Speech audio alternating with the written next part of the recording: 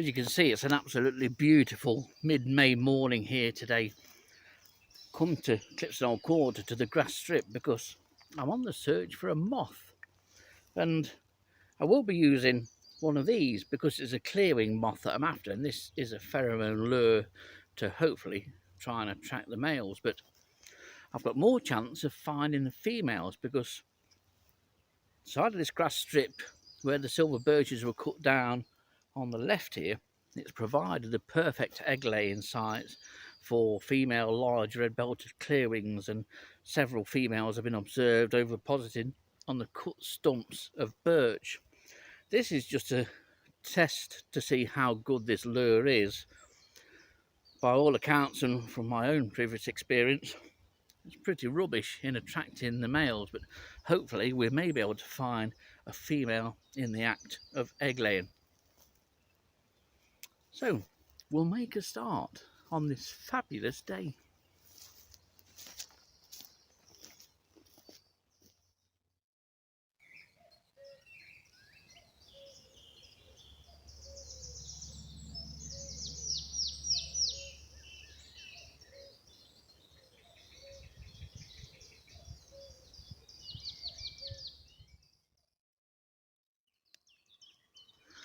Well, this is the ideal habitat for large red-belted clearwing.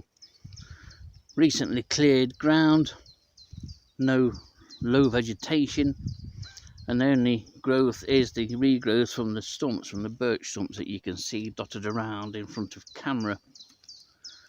This is where the females have been seen egg laying, so it's just a case now of waiting, maybe staking this spot out. I have walked through quite a lot of the grass strip here at Clipsnell Quarter.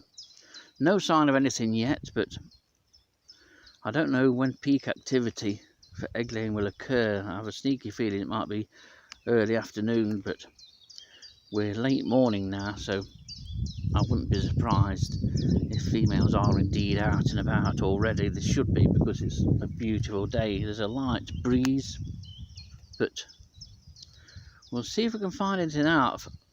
Following clearwings, even picking them up in flight is difficult at the best of time, and picking up a black or largely black clearwing just with that red belt on flying low over this kind of terrain is very, very difficult. But we'll see if we can locate a female. We have a female that's ovipositing, look, on the edge. The eggs are tiny.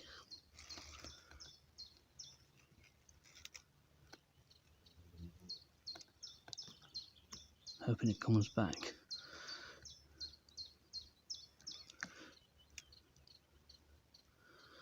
It's flying about a foot over the ground and has gone off. We have a glimpse. That's the second that I've seen. Well, I'm presuming two. Certainly one. We didn't have to wait that long either. I'd just started to walk up a touch. Now I'm tempted to continue my walk up there towards the centre tree, but lower left of the screen you can see how the ground has been cleared, and this marks the topmost part of where the works undertaken this previous winter just gone started, and then worked back behind camera. What you're looking at there, where the last year's bracken has died and this year's bracken is growing, I think the birch stumps that are in that section are probably the point of origin of this brood of large red-belted clearwing that's egg laying now. So I may well have a walk up there to just see if I can find any birch stumps that are exposed from the bracken, but otherwise I think the best way to see these is to sit down and wait and let the moths come. But at least there's a bit of footage.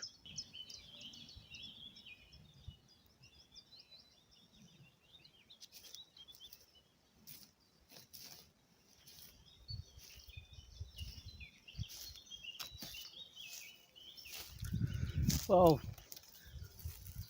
the birch regrowth, as you can see, that clump there, that's a year old. This was the area that was cleared, not the winter just gone, but the previous winter from 21 to 2022. And the amount of growth of bramble and bracken, it's not worth digging around underneath these birches. So I'm going to concentrate down where we've seen at least one egg-laying female. That's the best area to look and to sit and wait, I think.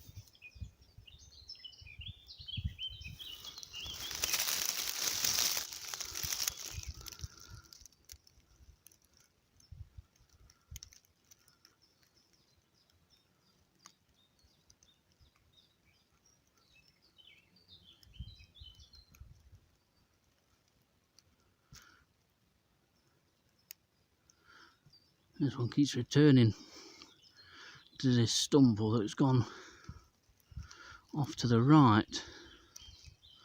There's at least 2, possibly 3 individuals here. I've just dropped down a little bit from where I've been, or at least managed to get some footage in section D, and it's the same kind of habitat here at the side of the grass strip. You've got the cleared area that's full of birch stumps that are just starting to put some growth on now. Females fly low to the ground, and where they do go onto the grass, and they're quite easy to follow on there because the black nature or the coloration makes them a bit easier to stand out than when they're flying on this stuff. But the flight is quite jagged and erratic when they're searching for stumps, and they do fly more or less at grass top height, so you're looking only about a foot at most from the ground. I have seen a couple of females find the bottom of a young birch tree that has been left and has deliberately flown up the trunk, and then it got to about 12-13 feet high and then flew off and came back down again. But this is ideal habitat, and I expect that I'll find and continue to find large red-belted clearwings as I work my way back over the next hour or so towards the car. But in the Sherwood Forest area, which is the stronghold of large red-belted clearwing in Nottinghamshire, it's never made it to Clumber. For some strange reason, you would have thought that it would have been at Clumber, but no records. But even in Sherwood Forest, it's always been very transient in its appearances, and it has gone missing for a number of years. And certainly, moths hatching out must move quite a distance, find suitable habitat such as this, and then take up residence there.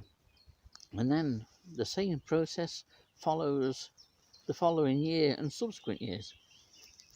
So we'll see if anything turns up here. I've had no success with the lure so far, so I'm going to try it again here and see if we can attract a male. But apparently, when males do turn up at the lure, it's pretty much just a brief smell and off they go. They barely even recognise the lure. Certainly, it's more profitable looking for females egg laying on the stumps of birch.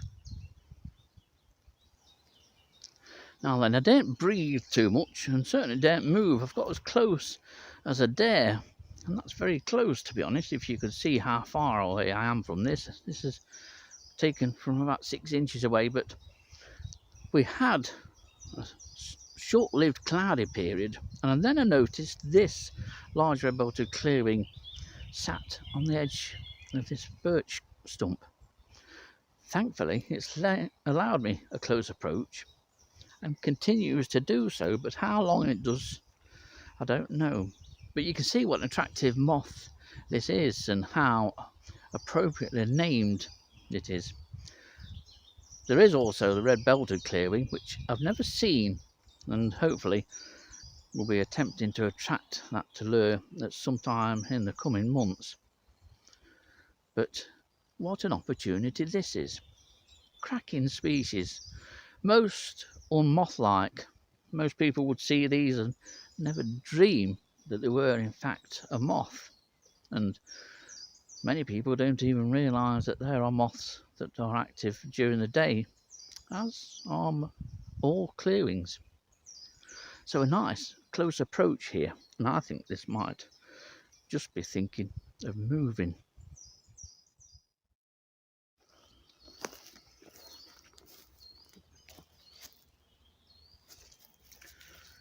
Well, it's been a good and profitable couple of hours here.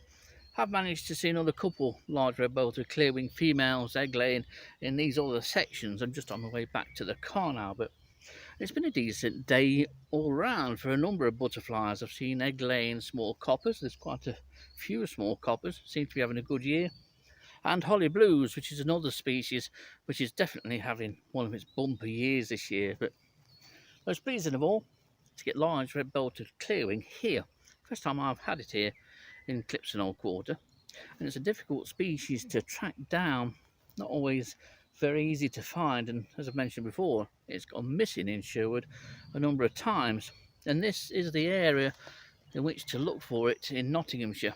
But it may well occur on similar kind of sites just top side of Newark. You never know. It's all worth taking a lure out, although I have had no success whatsoever with the lure. To be honest, it's far easier checking these small stumps of cut birch and just keep going over and over them, and eventually you may well be lucky and drop on an egg-laying female large red-belted clearwing, much as in the way I did. Well, you can guess what's coming now. It's time to pop home and maybe, just maybe, have a pint and rest my eyes after some eye surgery the other day. That's why I'm wearing these.